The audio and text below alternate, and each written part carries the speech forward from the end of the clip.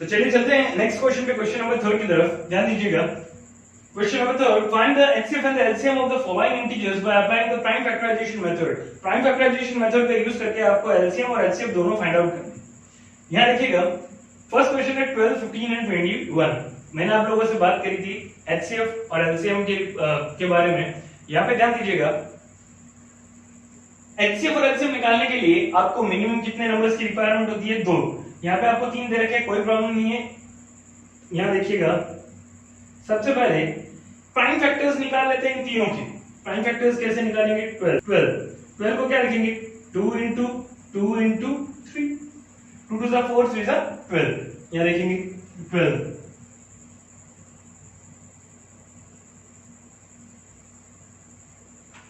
ऐसे सेम ऐसे कैसे 15 का भी कैलकुलेट कर ले। 15 3 से डिविजिबल है 5 टाइम्स 1। नेक्स्ट 21 जो डिविजिबल है वो है आपका 3 से 7 टाइम्स 7 1। इन सबको मैं लिख लेता हूं। 15 को मैं क्या लिखूंगा? 15 को लिखा जाएगा 3 into 5। नेक्स्ट 21 को क्या लिखा जाएगा? 21 को लिखा जाएगा 3 into 7। सबसे पहले आपको HCF निकालना है और LCM निकालना है। एक इंपॉर्टेंट बात ध्यान दीजिएगा, HCF के अंदर सिर्फ वही चीज इंक्लूड होगी जो कॉमन है। यहाँ पे जो कॉमन टर्म्स है तीनों के अंदर वो है आपका 3। तो यहाँ पे देखिएगा मेरा HCF कितना हो जाएगा? therefore HCF of 12, 15 and 21 is equals to कितना हो जाएगा? ये 3। नेक्स्ट चलते आगे LCM and LCM of 12, 15, 21 is equals to, तो ये 3 तो रहेगा। जो कॉमन टर्म्स है वो आपको लिखनी है। इसके अलावा क्या करेंगे? इसके अलावा जो भी यार बच गया है आपको वो सारा भी इसी में इंक्लूड कर देना है। दैट मींस 2 into 2 5 और 7। अब इसे सॉल्व कर लेते हैं। देखिए इसको सॉल्व करने का सबसे जो इजी तरीका है, इस कंसेप्ट का यूज अपन अभी आगे भी करेंगे क्वेश्चंस में। 5 2 जा 10, इसको अलग रख लीजिए। 2 3 जा 6 and 7 42, 6 7 जा 42 एंड पीछे क्या आ जाएगा? 1 0। यानी इन तीनों नंबर्स का जो HCF है वो कितना आया? 3। दैट मींस इसके अंदर इन तीनों के अंदर ये तीनों के तीनों किसके मल्टीपल हैं? ये तीनों के तीनों किसके मल्टीपल है? 3 के। इसका मतलब क्या हुआ कि इसका मतलब इन तीनों के अंदर 3 जो है वो मेरा कॉमन फैक्टर है। एक और बात ध्यान रखेंगे कि ये जो तीनों के तीनों नंबर है ये हमेशा HCF से डिविजिबल होंगे। इसका मतलब क्या है कि ये जो नंबर्स हैं ये नंबर्स हमेशा किससे डिविजिबल होंगे? उनके HCF से। देखिए ये इंपॉर्टेंट चीज है, अभी इसके बारे में बात करेंगे। इस केस में एक चीज आप और ध्यान रखेंगे कि ये जो भी मेरा HCF आएगा, जब भी HCF आएगा, इस HCF की वैल्यू इन तीनों नंबर से बड़ी नहीं हो सकती, क्योंकि कॉमन फैक्टर है। जब इससे बड़े होने का तो पॉसिबिलिटी नहीं है। दैट मींस क्या है कि ये जो नंबर है ये 3 से डिविजिबल है, ये नंबर 3 से डिविजिबल है, ये भी नंबर 3 से डिविजिबल है। क्या ये सारे नंबर्स इस ऐसे किसी नंबर से डिविजिबल हो सकते हैं क्या जो जिनकी वैल्यू इन तीनों नंबर से बड़ी हो? बिल्कुल नहीं। एग्जांपल 12 से डिविजिबल हो सकता है, 15 से डिविजिबल हो सकता है मैक्सिमम, और 21 से डिविजिबल हो सकता है। मैं ये नहीं कह सकता कि ये सारे के सारे नंबर 42 से डिविजिबल है, बिल्कुल नहीं।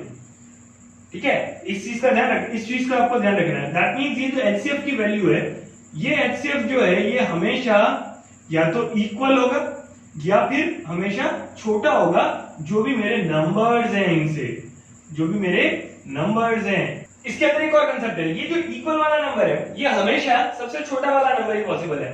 फॉर एग्जांपल एक एग्जांपल लेते हैं इसी का, इक्वल वाले का, 3 9 एंड 27। इन सब का कॉमन फैक्टर जो है, ठीक है, वो देखिएगा आप हमेशा क्या रहेगा? 3 ही रहेगा। एक और एग्जांपल ले लीजिए 4 20 36। अब इसके अंदर भी जो मेरे फैक्टर्स हैं या जो मेरा HCF है, ठीक है, वो सब जो कॉमन फैक्टर है, इसके अंदर भी जो कॉमन फैक्टर है वो भी कितना होगा? 4। HCF जो है वो मेरा कितना आ जाएगा? हमेशा 4 आएगा। तो इक्वल आ सकता है बिल्कुल, इन तीनों नंबर्स में से जो सबसे छोटा नंबर होगा उसके इक्वल आ सकता है। और क्या इन तीनों नंबर्स के अलावा कोई नंबर हो सकता है? बिल्कुल, लेकिन होगा क्या? हमेशा इन तीनों नंबर से छोटा। इस चीज का यूज अपन अभी आगे क्वेश्चंस में देखेंगे। अब बात करते हैं LCM की। LCM के केस में उल्टा है। LCM हमेशा डिविजिबल होगा इन नंबर्स से एलसीएम हमेशा डिविजिबल होगा। ये इसका मतलब क्या हुआ कि 420 इज डिविजिबल बाय 12। बिल्कुल, देखिए यहाँ 12 है, ये रहा 2 4 12, तो 35 टाइम्स कितना डिविजिबल है 420 12 से। ऐसे कैसे यहाँ 15 भी है, ये रहा 15, कितने टाइम्स डिविजिबल है 28 टाइम्स। कहां है 28, 2 2 4 7 28, तो 28 टाइम्स जो है वो 420 डिविजिबल है 15 से। एक और देखते हैं, 420 इज आल्सो डिविजिबल बाय 21। देखिए ये रहा 21, कितने टाइम्स 20 टाइम्स, ये रहा 21, 7 3 are 21, 5 2 are 10, 2 are 20, that means 20 times divisible है। तो एलसीएम जो है वो हमेशा इन नंबर से डिविजिबल होगा। दैट मींस ये जो एलसीएम है इसकी वैल्यू क्या आएगी, इन नंबर से बड़ी आएगी। नेक्स्ट क्वेश्चन लेते हैं, 17 23 एंड 29। देखिए तीनों के तीनों प्राइम नंबर्स हैं, इसके बारे में अपन ने कल बात करी थी। सबसे पहले 17 की बात करते हैं, तो इसे मैं क्या लिख सकता हूं, देखिए इसे लिखिएगा 1 into 17। उसका एक रीजन है, क्योंकि सारे के सारे प्राइम नंबर्स हैं। 1 into 23, 29 is equals to 1 into 29, सारे के सारे प्राइम नंबर्स हैं। तो इनके जो भी, इनमें जो कॉमन फैक्टर आएगा, इनके अंदर जो कॉमन फैक्टर आएगा वो क्या आएगा 1। दैट मींस ये पूरा का पूरा सेट जो है ये को प्राइम है। को प्राइम ऐसे नंबर्स का सेट होता है जिनके अंदर सिर्फ और सिर्फ एक कॉमन फैक्टर होता है, जो कि कौन सा होता है 1। दैट मींस ये सारे के सारे कैसे मेरे नंबर्स, ये तीनों नंबर्स मेरे कैसे को प्राइम है। ठीक है, तो यहां देखिएगा, therefore HCF of 17 23 and 29 is equals to कितना हो जाएगा 1। एंड जो आपका एलसीएम है, एलसीएम कितना हो जाएगा 17 23 एंड 29। तो इसके अंदर कॉमन फैक्टर है 1, वो तो लेना ही लेना है। इसके अलावा 17 23 और 29 भी लेने। आपका आंसर आ जाएगा 1133 आप चाहे तो स्क्रीनशॉट ले सकते हैं। चलते हैं नेक्स्ट क्वेश्चन पे, 8 9 एंड 25। यहां लिखेंगे 8 को मैं क्या लिखूंगा, वही 2 into 2 into 2। 9 को क्या लिखा जाएगा 3 into 3, 3 3 9, प्राइम फैक्टर्स की फॉर्म में लिखना है। 25 को मैं क्या लिखूंगा, 25 को लिखा जाएगा 5 into 5। कोई भी फैक्टर कॉमन नहीं है, दैट मींस HCF जो मेरा आ जाएगा वो कितना आ जाएगा 1। तो यहां देखेंगे सबसे पहले HCF of 8 9 and 25 is equal to कितना हो जाएगा 1। और साथ ही एलसीएम की बात करेंगे तो LCM 8 9 and 25 is equal to 2 into 2 into 2, ये तो हो गया ऊपर वाला ये पूरा क्वेश्चन। नेक्स्ट में इसमें क्या है 3 into 3 into 5 into 5। अब देखिएगा कैलकुलेशन बड़ी है, बड़ी नहीं है। यहाँ देखिएगा यहाँ पे 2 5 है और यहाँ 2 2 है, तो 5 2 से 10, 5 2 से 10, दैट मींस 100 तो यही हो गया। छोड़ दीजिए इनको, 3 3 9 9 2 18 और पीछे क्या आ जाएंगे मेरे 00 आंसर। तो चलिए चलते हैं नेक्स्ट क्वेश्चन पे। क्वेश्चन नंबर 4 देखेंगे, given the HCF of 306 and 657 is equals to 9। That means इन दोनों का HCF आपको दे रखा है वो कितना है 9 और LCM कितना दे रखा है, और आपको क्या फाइंड करना है, और आपको फाइंड करना है LCM। Find the LCM of 306, 657। एक रिलेशन अपने पढ़ा था, LCM into HCF is equals to product of two numbers, या फिर first number multiplied by second number. उसी का यूज आपको यहाँ पे करना है। यहाँ देखिएगा HCF गिवन है आपको, HCF कितना गिवन है 9। जो मेरे बाकी के दो नंबर्स है वो कौन से हैं, फर्स्ट नंबर है 306 एंड सेकंड नंबर कितना दे रखा है, सेकंड नंबर आपको दे रखा है 657। यहीं से आपको क्या निकालना है LCM। ठीक है, तो क्या यूज करेंगे, using LCM into HCF is equals to product of two numbers use करें, प्रोडक्ट ऑफ टू नंबर्स। अब यहां देखेंगे कुछ नहीं करना, बस अब आपको वैल्यूज पुट करनी है, एलसीएम की वैल्यू आपको फाइंड करनी है। तो इसको ऐसे कैसे रहने दीजिए, एचसीएफ की जगह पर आप क्या पुट करेंगे 9, product of two numbers 306 multiplied by 657। अब देखिएगा सॉल्व मत करिएगा, ट्रांसफर कर दीजिए। एलसीएम में क्या आ जाएगा आपका 306 मल्टीप्लाइड बाय 657 अपॉन 9। देख लीजिए कोई ऐसा नंबर है जो एग्जैक्टली 9 से डिविजिबल है, डिविजिबिलिटी टेस्ट लगा के बिल्कुल देखिएगा ये 9 आ रहा है। ठीक है, तो दैट मींस ये आपका एग्जैक्टली डिविजिबल है 9 से। 9 1 9, 9 3 are 27, रिमाइंडर बचा आपका 3 6 36 4 जा। अब इन दोनों को मल्टीप्लाई करें, मल्टीप्लाई करने पर आपका आंसर आ जाएगा 222338। क्वेश्चन नंबर 5 देखते हैं। Check whether 6 raised to power n can end with the digit 0 for any natural number n। आपको ये चेक करना है कि ये जो 6 raised to power n है, इसमें आप n कोई भी नेचुरल नंबर ले लें, कोई भी नेचुरल नंबर ले लें, तो सॉल्व करने पे इस पूरे की जो वैल्यू है, क्या वो पूरी की पूरी वैल्यू का जो लास्ट डिजिट है वो 0 आएगा क्या? क्या मान लीजिए कुछ डिजिट्स आए, तो ये लास्ट डिजिट 0 आएगा क्या? जब भी आपको ऐसे क्वेश्चंस को सॉल्व करना होता है जिसमें कोई नंबर दे रखा होता है और आपको ये पूछा जा रहा है कि वो डिजिट 0 से एंड होगा या नहीं होगा, तो उसमें आपको सिंपल सा कंसेप्ट याद रखना है, वही नंबर्स 0 से एंड होंगे तो दो ही कंडीशन में पॉसिबल है। नंबर फर्स्ट कि वो नंबर्स कैसा होना चाहिए, इवन, कि वो जो भी नंबर है, नंबर कैसा होना चाहिए, इवन नंबर्स के केस में पॉसिबल है, इवन नंबर्स के केस में पॉसिबल है। सेकंड कंडीशन क्या है कि जो भी नंबर है, number should contain 5 as a factor, 5 as a prime factor, 5 as a prime factor। अब देखिएगा ये कंडीशन भी बहुत ज्यादा इंपॉर्टेंट है, उसका एक रीजन देता हूं। यहां देखिएगा, सपोज करिए मैंने लिया 7 और उसकी पावर लगा दी मैंने 2। 7 क्योंकि एक और नंबर है, आप चाहे उसको कितनी बार भी मल्टीप्लाई करें, 7 एक और नंबर है और आप चाहे आप उसको कितनी बार भी मल्टीप्लाई करें, वो आपको रिजल्ट 0 नहीं देगा। प्लस इसके साथ ही अगर कोई ऐसा नंबर है 7 है, उसको आप नॉर्मली 5 से मल्टीप्लाई करके भी उसकी कितनी भी पावर लगा दो तो भी रिजल्टेंट क्या आएगा, एक ऐसा नंबर आएगा जिसका लास्ट डिजिट क्या आएगा, 5। तो इवन नंबर होना जरूरी है। इवन नंबर्स आप कोई भी ले सकते हैं, जो भी आपकी इच्छा हो, चाहे आप 8 को 5 से मल्टीप्लाई करें तो भी आपका लास्ट में क्या आएगा, 0 आएगा ही आएगा। और 4 को भी आप जैसे सपोज कर लीजिए 4 है तो 4 को भी आपको 5 से मल्टीप्लाई करेंगे तो भी रिजल्टेंट क्या मिलेगा, 20।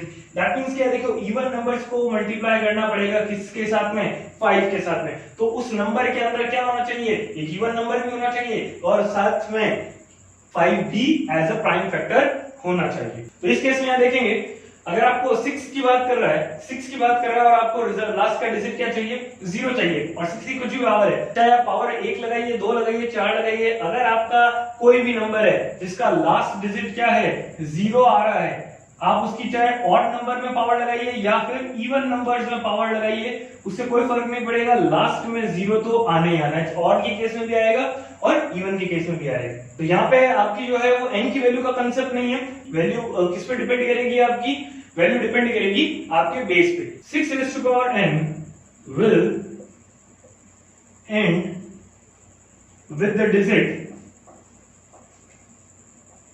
0 only if 5 is a prime factor of 6। इसका मतलब है कि आपको अगर 6 raised to power n की वैल्यू का लास्ट डिजिट 0 चाहिए तो वो तभी पॉसिबल है जब इस 6 का फैक्टर क्या होगा, प्राइम फैक्टर क्या होगा, 5। बट लेकिन आपको मालूम है, but 6 has 2 and 3 as prime factors and not 5, and not 5. So 6 raised to power n will not end with the digit 0। चलिए चलते हैं नेक्स्ट क्वेश्चन पे। Explain why 7 into 11 into 13 plus 13 and 7 into 6 into 5 into 4 into 3 into 2 into 1 plus 5 are composite numbers। ये दोनों numbers आपको दे रखे हैं, कौन कौन से दो नंबर्स हैं, ये वाले, ये एक नंबर है और ये भी एक पूरा नंबर है। ये दोनों नंबर्स हैं, ये आपको प्रूव करना है कि ये कंपोजिट नंबर्स है, ऐसा क्यों। तो देखिएगा, अपन ने कंपोजिट नंबर्स और प्राइम नंबर्स के बारे में बात करी थी। कंपोजिट नंबर्स ऐसे नंबर्स होते हैं जिनमें जो भी मेरे फैक्टर्स हैं वो कितने होंगे, 2 से ज्यादा फैक्टर्स होंगे।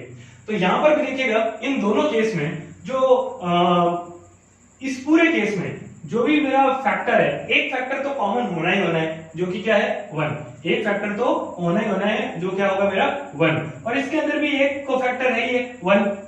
इसके अलावा इस नंबर का यही फैक्टर और होगा, यानी ये नंबर खुद भी तो क्या होगा, इस नंबर का फैक्टर होगा। दैट मींस दो फैक्टर्स मेरे पास में आ चुके हैं। इसका भी नंबर क्या होगा, इसका भी फैक्टर, ये खुद नंबर भी हो गया होगा। दैट मींस दोनों के अंदर जो ये दोनों कोई भी नंबर्स हो, उन दोनों नंबर्स के अंदर, ये दोनों नंबर्स कोई भी हो, उन दोनों नंबर्स के अंदर दो फैक्टर्स को मिल गया अपन को। कौन कौन से मिले, 1 और वो खुद नंबर है ये। इसके अलावा क्या देखना है, कंपोजिट नंबर्स में आपको अब क्या फाइंड करना है, अब आपको सिर्फ एक एक्स्ट्रा फैक्टर और निकालना है। अगर आप एक भी एक्स्ट्रा फैक्टर फाइंड आउट कर लेते हैं तो आपको वहीं पे पता चल जाएगा कि ये नंबर्स मेरे क्या है, कंपोजिट नंबर्स है, क्योंकि कंपोजिट नंबर्स में जो भी मेरे फैक्टर्स हैं उनका नंबर कितना होता है, मोर देन 2। तो यहां देखेंगे, इसकी बात करते हैं। सबसे पहले केस फर्स्ट लेते हैं। तो केस फर्स्ट के अंदर क्या हो जाएगा, 7 into 11 into 13 plus 13, ये आपका फर्स्ट केस है। यहां देखिएगा, मैं यहां से इस नंबर्स में से, इसमें से कॉमन निकाल लेता हूं। क्या कॉमन निकल रहा है इसमें और इस नंबर में, इसमें और इसमें कॉमन क्या निकल रहा है, 13। तो आपने वो 13 को बाहर निकाल लिया, तो यहां अंदर क्या बच गया, 7 into 11, और यहां पे प्लस क्या बच जाएगा, 1। 13 था, उसको बाहर निकाल लिया, क्योंकि यहाँ पर आप क्या लिख सकते हैं, इसको 13 into 1 लिख सकते हैं ना। तो अगर वो 13 बाहर आ गया तो यहाँ पे क्या बच गया पीछे, 1। ठीक है, तो यहाँ देखेंगे आगे, यहीं पे आपको पता चल चुका है कि मेरे पास में एक फैक्टर कौन सा आएगा, 13। आप चाहते से आगे सॉल्व कर सकते हैं। तो 13 multiplied by odd mass rule के अकॉर्डिंग आप इसको क्या कर ले, सॉल्व कर ले। तो 7 into 11 कितना हो जाएगा आपका, 77 plus 1। तो ये रिजल्ट कितना आ गया, 13 मल्टीप्लाइड बाय 78। तो यहाँ देखिएगा, इस केस में जो मेरा एक फैक्टर है वो कितना है, 78 है, और एक और फैक्टर कौन सा है मेरा, 13। एक जो नंबर था, जो फर्स्ट नंबर था वो 1 तो है ही है, और वो नंबर खुद भी फैक्टर है। उसके अलावा 13 और 78 दो और फैक्टर्स मिले हैं मेरे को। सेकंड केस की बात करते हैं, 7 into 6 into 5 into 4 into 3 into 2 into 1, और उसके अंदर मैं क्या ऐड कर दूंगा, 5। ये मेरा पूरा नंबर है। इस नंबर के अंदर भी आपको एक चीज कॉमन दिख रही होगी, वो क्या है, मेरा 5। जो 5 बचा तो उसके बाद में क्या आ जाएगा, 7 into 6 into 4 into 3 into 2, और प्लस क्या आ जाएगा, 1 into 1 करने की, लिखने की जरूरत नहीं है आपको। यहाँ पे इन दोनों में से आपने कॉमन निकाल लिया 5। यहाँ पे भी आपको पता चल रहा है कि 5 जो है वो मेरा क्या है, एक फैक्टर है। तो यहीं पे अपन को थर्ड फैक्टर मिल चुका है, जो कि ये प्रूव करता है कि ये नंबर भी कैसा है, कंपोजिट नंबर है। तो यहाँ देखिएगा, इसको सॉल्व कर लीजिए। तो सॉल्व कर दीजिएगा, 6 हो 24, 24 को 2 से मल्टीप्लाई कर लीजिए, तो वो कितना हो गया, 24 2 से हो गया मेरा 48, और 7 से कितना हो गया मेरा 21 प्लस 1 हो जाएगा। यहाँ देखिएगा, जब आप इसको सॉल्व करेंगे तो आपका आंसर आ जाएगा, इसको आप 48 को 20 से मल्टीप्लाई कर दीजिएगा, तो आपका आंसर आ जाएगा 960। और 60 क्यों आया, क्योंकि अपन ने पहले 2 से मल्टीप्लाई किया तो 96, और 20 का 0 1 से और मल्टीप्लाई करना है अभी, तो 48 ऐड कर दीजिए, तो 8, और ये कितना हो गया आपका 100। तो ये कितना हो गया, 1008 प्लस 1। तो आपको दो फैक्टर्स कौन से मिले, 5 into 1009। तो ये दो फैक्टर्स मेरे को और मिले यहां से। तो आप एक चीज लिख सकते हैं, since both numbers have more than 2 factors, therefore both these numbers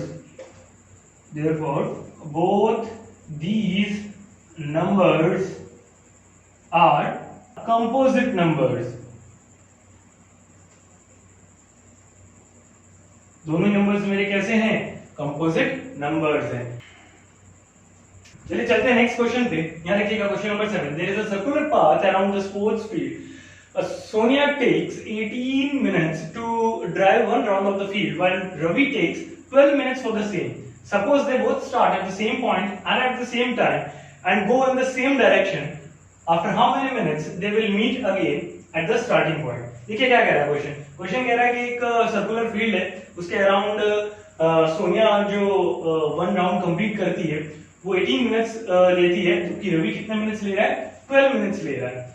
अगर सपोज करिए कि वो सेम पॉइंट से स्टार्ट करते हैं, सेम डायरेक्शन में जा रहे हैं, और सेम टाइम पे स्टार्ट करते हैं, तो आपको ये फाइंड आउट करना है कि कितने मिनट्स बाद में, after how many minutes they will meet again at the starting point, वो स्टार्टिंग पॉइंट पे वापस मीट करेंगे। यहाँ पर आपको क्या निकालना है, यहाँ पर कोई आपको हाईएस्ट लोएस्ट कुछ नहीं दे रखा, तो यहाँ देखिए लॉजिक देखिएगा, जब भी सोनिया एक राउंड कंप्लीट करती है, देखिएगा एक राउंड कंप्लीट करा तो उसे 18 मिनट्स लगे, जबकि रवि को सिर्फ कितने मिनट्स लगे? 12 मिनट्स। अगर रवि को 12 मिनट्स लगे यहां तक वापस पहुंचने में, सपोज कर लीजिए रवि यहां से स्टार्ट हुआ और रवि को कितना मिनट लगे? 12 मिनट्स लगे, तो 12 मिनट्स में तो वो पूरा का पूरा एक राउंड कंप्लीट कर लेगा। At the same time Sonia ने भी यहां से स्टार्ट किया। सोनिया ने जब स्टार्ट किया तो उसे कितना टाइम लगा? उसे थोड़ा ज्यादा टाइम लगा, उसे 18 मिनट्स लगे राउंड को कवर करने में। अब अगर 18 मिनट्स लगे हैं तो उतने टाइम पीरियड में रवि तो एक राउंड कवर करके आगे निकल चुका होगा। इसका मतलब क्या हुआ? इसका मतलब ये हुआ कि 18 मिनट्स में अगर सोनिया एक राउंड कवर कर रही है तो 18 मिनट्स के अंदर रवि तो ज्यादा डिस्टेंस कवर करेगा। आपको ये पूछ रहे हैं कि सेम इस पॉइंट पे दोनों वापस कब मिलेंगे? रवि को कवर करने में कितना टाइम लगा? 12 मिनट्स का टाइम फर्स्ट राउंड के लिए, ठीक है। ये रवि और ये सोनी, फर्स्ट राउंड उसने 12 मिनट में कवर किया, इसने कितने मिनट में कवर किया? 18 मिनट्स में। सेकंड राउंड इसको कवर करने में कितना टाइम लगेगा? और 12 मिनट्स लगेंगे, जबकि इसको सेकंड राउंड कवर करने में टोटल कितना टाइम लगा? यहां तक 36, और यहां इसको कितना टाइम लगा? रवि को 24 मिनट्स, ठीक है। अब देखिएगा थर्ड राउंड जब ये स्टार्ट करेगा और कंप्लीट कर लेगा तब उसको और कितना लगेगा? 12 मिनट्स। अब देखिएगा यहां पर इसने तो भी टोटल कितने मिनट्स ले लिए हैं? 36 मिनट्स ले लिए हैं रवि ने। 36 मिनट्स में इसने कितने राउंड कवर किए हैं? 3, जबकि इसने 36 मिनट में राउंड कितने कवर किए हैं? 2।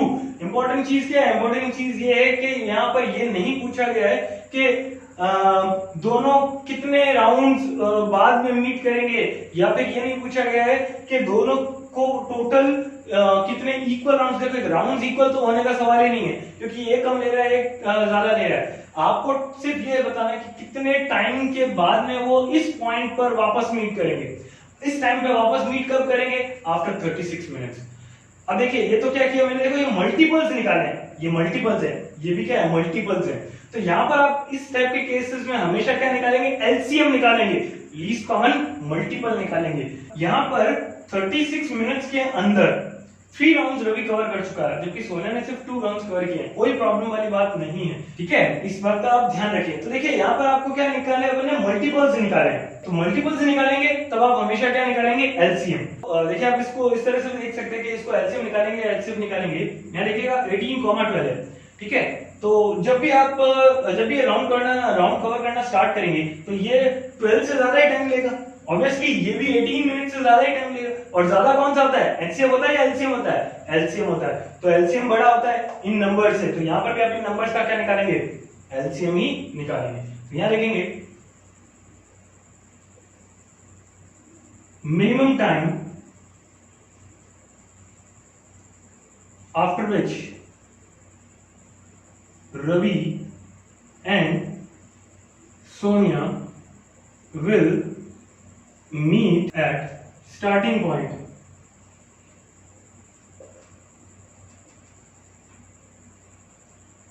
Is equals to LCM of 18 and 12. आप इस 18 और 12 का LCM फाइंड आउट कर लीजिए, वही आपका क्या हो जाएगा? आंसर। 18 का क्या लिखा जाएगा? 2 इंटू 3 इंटू 3, और 12 का क्या लिखा जाएगा? 2 इंटू 2 इंटू 3। तो यहाँ इन दोनों का एलसीएम कितना हो गया? LCM of 18, 12 is equals to, common क्या क्या है? ये वाला 2 और ये 3।